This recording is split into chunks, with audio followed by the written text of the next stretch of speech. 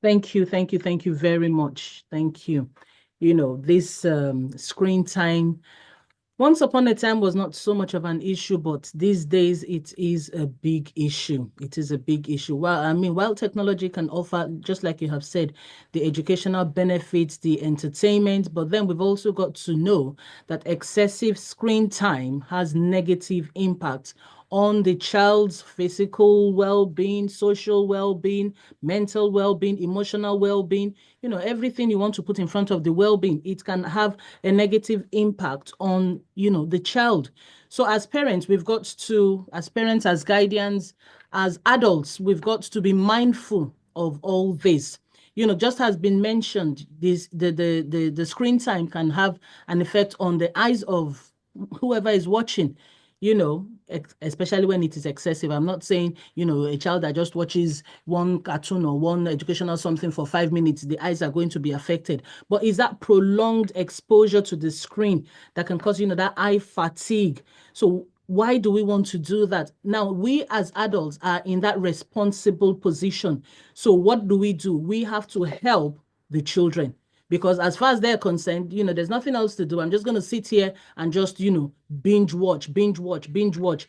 But please let us help them. Now, another thing it can do, it can affect their sleep. When you're meant to be going to bed, you're actually watching something.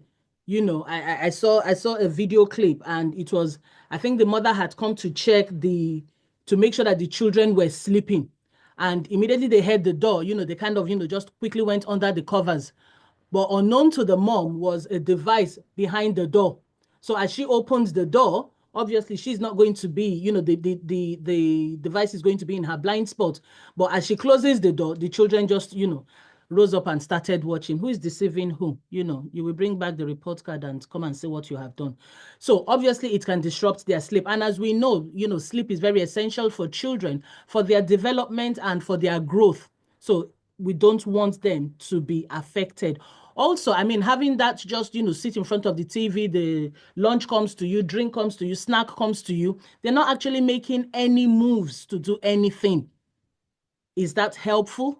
No, it isn't helpful, because we now have, obesity, we have other health challenges that can develop from, just this not wanting to move, but rather just wanting to sit in front of the screen. Another thing it does, it reduces face-to-face interactions, so whereby a child is meant to be meeting other people, this child is glued to the screen. This is not, it's not going to help them develop, even communication skills. When you're talking to someone, you're meant to be looking at them, you're meant to be communicating, all that, emotional intelligence, all that will not be there. Okay, so we don't want that to happen. Someone also mentioned creativity. What happened to the days when the children could just play out, play with sand and play with the grass, play with whatever they can find in the garden, and just be creative? Okay, so let's not just plug them in front of the TV. I think somebody was saying it, so that we can have our own time, me time. Don't let the screen, don't let the tablets, don't let whatever the device is, don't let them be the babysitter. That's our responsibility. So let's do it, and let's do it well. What happens to, their problem solving skills? When you're sat in front of a TV, how is that going to help you? But when they're, doing that free play, let's call it free play, they're playing out, something has got stuck. How do I get it out? They are being creative. They are also developing their problem solving skills. So when you look at all that, now let's fast forward a bit. Now, excessive screen time can also lead to anxiety. So we don't want this. Children that spend a lot of time on, maybe social media or playing adult games, Toby mentioned something along those lines. You're being told to do things by people you don't know, that you think you know, and they're telling you to do the negative things. They're telling you to do the wrong things. And God forbid that, the child falls into that trap. So we've also got to help them to know this. Believe it or not, you can be addicted to watching TV. Believe it or not, you can be. And, I think it was a fair that said a child under 1 year old doesn't have any business with TV. Don't just put them in the walker and chuck them in front of it and say, get on with it. No, let's not do that. Let's be more active with our children. Actually, I was reading a report, and it said children under the age of 2 should not even, TV should not even be part of what they're talking about. You know, they shouldn't even be asking for all those things. Children under the age of 2. But you and I know that, you know, that's a bit difficult, okay? But what we're saying is you can help limit screen time for your children. You can help limit, you know, maybe half an hour, maybe an hour. You know, I think one of the comments on there was no screen time Monday to Thursday because they're in school. They've got homework. They've got things that they need to be getting on with. Now, I'm not going to finish all this, whether we should limit or we shouldn't limit screen time without talking about us, the parents. We also have a role. We have a responsibility to perform in this screen time thing. Now, parents play a very crucial role in modeling healthy screen habits. So let's tell ourselves now, our children would copy what they see. It's as simple as that. They will copy what they see. So how healthy are you with your own screen time? Now, because children are more likely to follow the example set by their parents, we've got to make sure that we practice healthy screen use. Are you just the sort of person that would, you know, just sit there and watch, you know, binge watch as they call it? We shouldn't do that because the children are watching. So when that you've binge watched for 4 hours and your child now wants to binge watch their cartoon for an hour, then you start shouting. Do you really think you have the moral standing to do that? And this is not just to us as parents, but to us as responsible adults. So I'm going to conclude with a scripture. But before I come to that, let me just, you know, give you a list of things that can be done. The list is endless. We also have to be creative. Some of them have already been mentioned, but let me just, you know, just opening the door and letting the children run in the garden. Whether it is summer, whether it is winter, they can still, these are the things they do in school. They put their coats on and let them out. Okay, so let your children also play around in the garden. Go to the library. Go for a walk in, you know, go walk to the library. Or you can take them shopping. You know, tell them to draw up a list. You know, yeah, you can say, but my hands are so full. I can't. Obviously, what I'm saying, you would look at the age of your child and decide, can they actually be doing this or maybe not? So you know the age of your child or your children. Now, you can decide, okay, let's do a shopping list. We're going to go to the shops. So they have drawn up the list. And then when you get to the shop, okay, can you go and pick, you know, 5 oranges? Can you go and pick, you know, maybe 2 bell peppers, 2 red ones, or, you know, 2 yellow ones or 2 green ones? You know, give them that responsibility as well. Let them be a part of what is going on. You know, you can do a walk.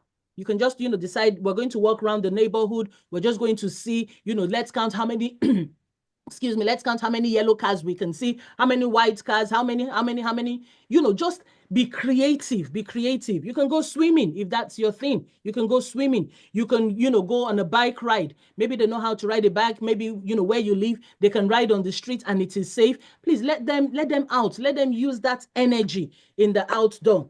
What about, you know, even if they are indoor, they can play with toys. Everything does not have to be, you know, the screen. Okay, just take my phone. Oh, take the tablet, take the iPad, take the laptop. Let's help them because we know what effect excessive screen time can cause. We have got to make sure that we stand in that gap on behalf of our children. So what about reading a book? Reading a book. Some children are interested in reading books.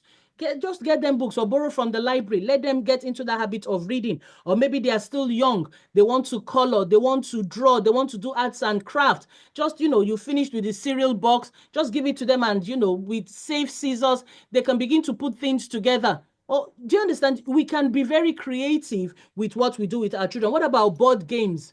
You know, maybe one of the nights of the week, it's board game night. You know, let's play. Teach them how to play board games. You know, whichever one you know, teach them. And if you don't know, they'll probably teach you. So what about cooking together? That has already been mentioned. Cooking together, let's get the recipe. If it's one that we're not familiar with, let's get the recipe. Okay, you be the sous chef. You will do this. You bring this. You do that. You're also helping them.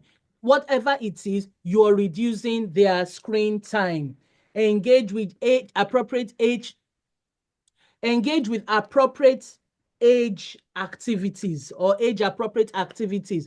So say, for example, you want them to, you know, maybe go for cubs, or you want them to go for brownies, or maybe for the older ones, Girls Guide, Scouts. You know, let them be involved in activities that, you know, everything is not screen.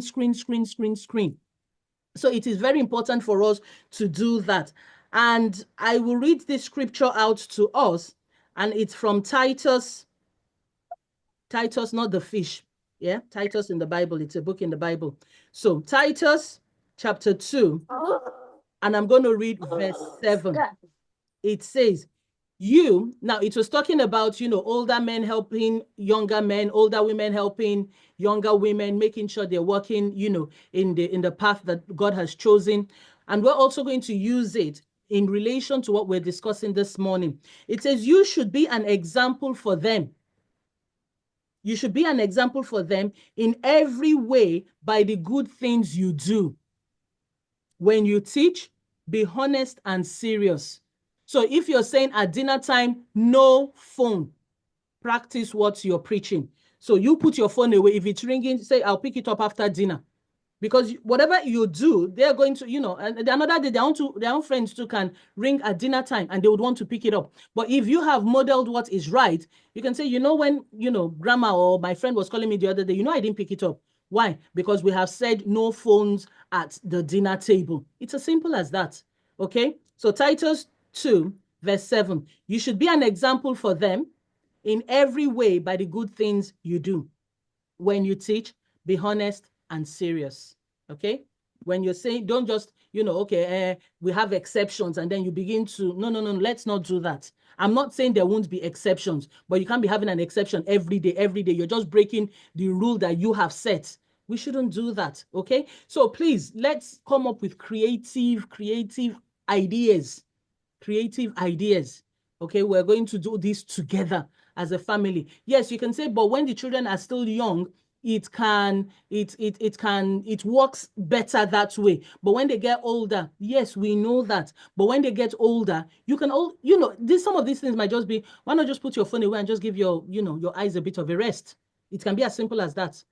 You have not collected the phone from them. You have not said, I'm going to ban you. You have not said you are grounded. Nothing. It's just an advice.